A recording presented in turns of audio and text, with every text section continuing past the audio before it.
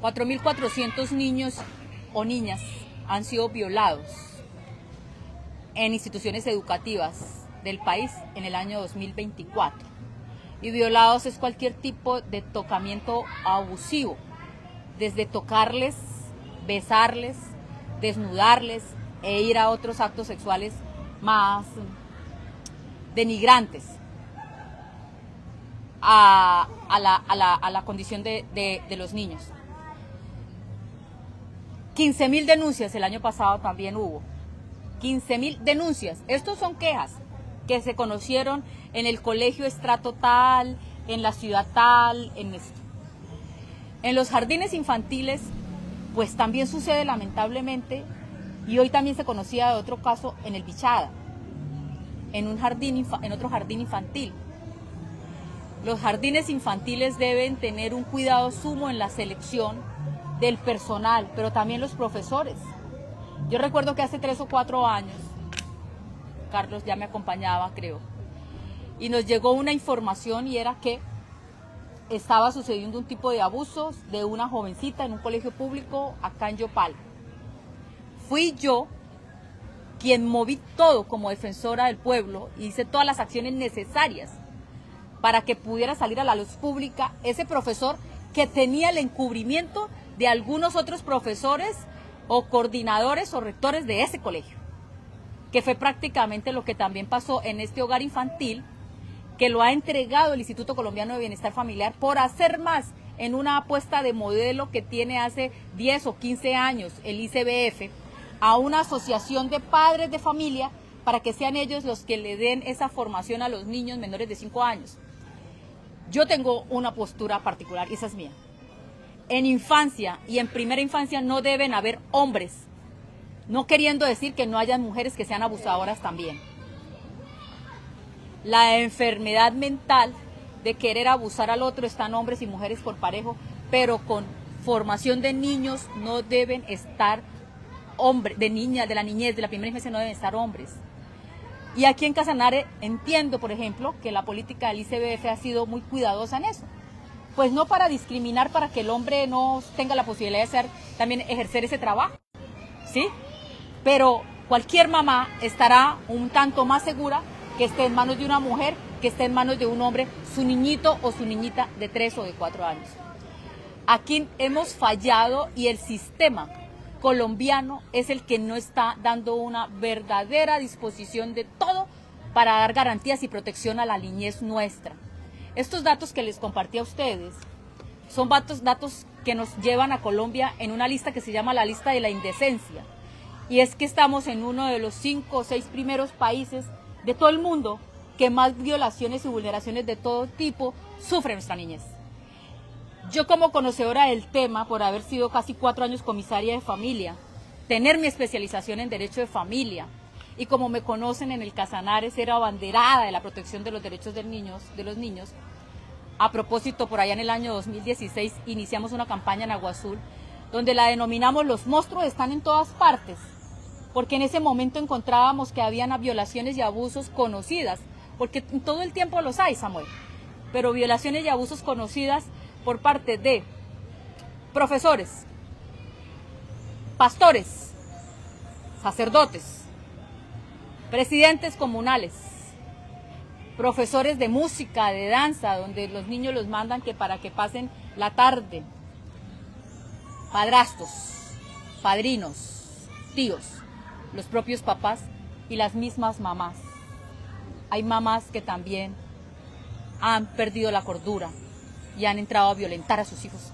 Es decir, el sistema, la sociedad está fallando a nuestra niñez.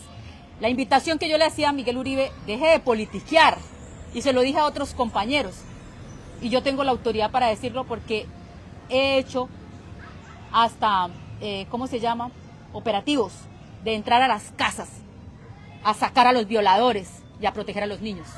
Creo que eso me llena a mí de esa garantía o esa autonomía, o me permite decir, no es ahorita acoger a hacer política y discursos como los que escuché a varios congresistas, es hacer acciones mucho más profundas de cuidar nuestra niñez. Senadora, de este tema, ¿qué se puede hacer para que sea mucho más eficiente que se reciban este tipo de denuncias? constantemente las cifras son demasiado altas de abuso sexual contra menores, se va al centro de Caibas o donde se reciben las denuncias y desde el mismo funcionario que lo atiende a uno, la impunidad. lo rechaza y hay una impunidad y ya la gente no cree y los más perjudicados. La impunidad es enorme, entonces podríamos empezar por lo último, pero podríamos empezar por el derecho.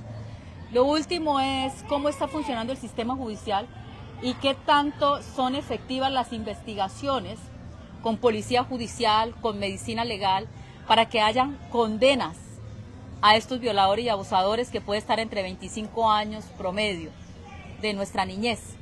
El que toque una niña o un niño menor de 14 años o lo esté viendo con lascivia o con deseo, ya tiene una actitud delincuente.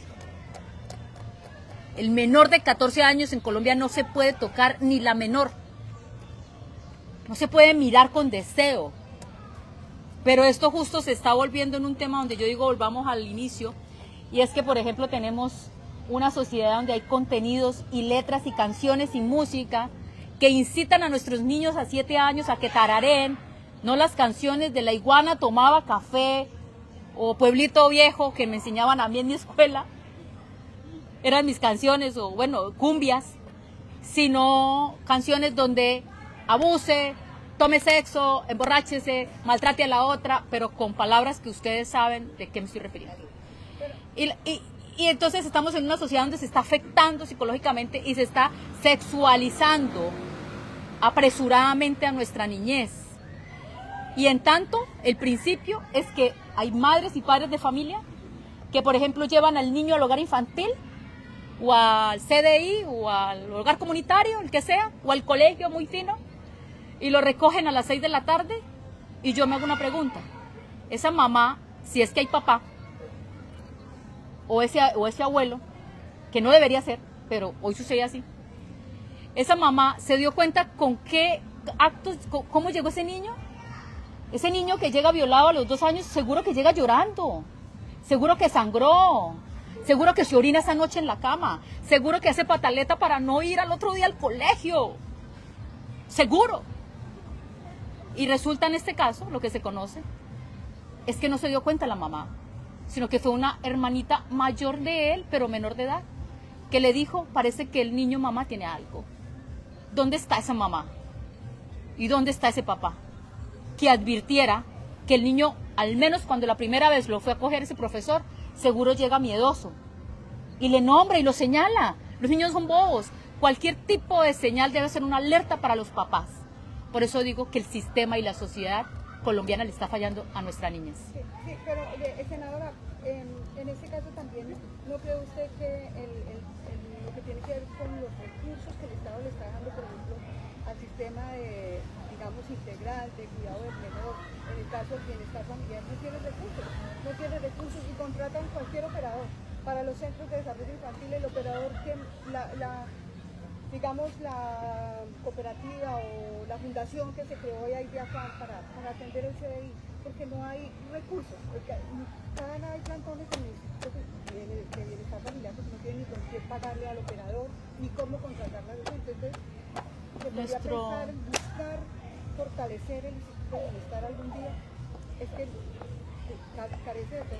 El Instituto Colombiano de Bienestar Familiar, que fue creado un poco más de 50 años, de hecho a propósito de una buena gestión de una primera dama, de un presidente, que dijo aquí tiene que haber una entidad que sea rectora, que dé la política y que atienda a los niños en sus momentos de mayor necesidad de protección, que es la primera infancia, menores de 5 años. Ya después de 5 años los niños hablan muy bien, expresan todo, digamos, tienen una posibilidad de ser un poco más autónomos, estar un poco más a la autodefensiva, porque no tienen una forma más clara de expresar. Es decir, que el Instituto Colombiano de Bienestar Familiar debe ser una de las entidades más queridas y más robustecidas si el amor se refleja con recursos. Por eso, yo el año pasado, en noviembre, cuando estábamos aprobando y discutiendo el presupuesto general de la Nación para este año, que mis compañeros no lo aprobaron y le tocó al presidente sacarlo por decreto. No es lo mismo, porque cuando uno hace las discusiones en el Congreso, que nos corresponde aprobar el presupuesto, pues uno se asegura que ciertos sectores estén fortalecidos. Y allí hice unas ponencias que están registradas seguramente en nuestros medios y dijimos el ICBF no debe perder recursos. En efecto, enhorabuena, de todas maneras, cuando lo sacó el presidente por decreto, no le quitó recursos, Rosalba. Siguió con los mismos recursos importantes que son, no sé ahorita la cifra, pero son miles de millones de pesos. Pero lo que su merced dice nunca es suficiente y se han inventado un modelo que es de contratos de asociación, donde vienen otras fundaciones, organizaciones, asociaciones de padres y hacen el supuesto aporte. Y yo digo supuesto aporte porque yo creo que en algunos casos sí se ve el aporte. Aquí, por ejemplo, en el Casanare tenemos unos hogares infantiles muy bellos, unos CDIs. Por ejemplo, en el departamento en Yopal, por ejemplo, creo que hay 2 modelos donde hay empresarios, uno de ellos empresarios es el sector del arroz, creo que es un molino, que puso recursos y de tanto así que el CDI se llama Los Arroceritos. Con Casanare entiendo que también dispone unos recursos. Sí, exacto.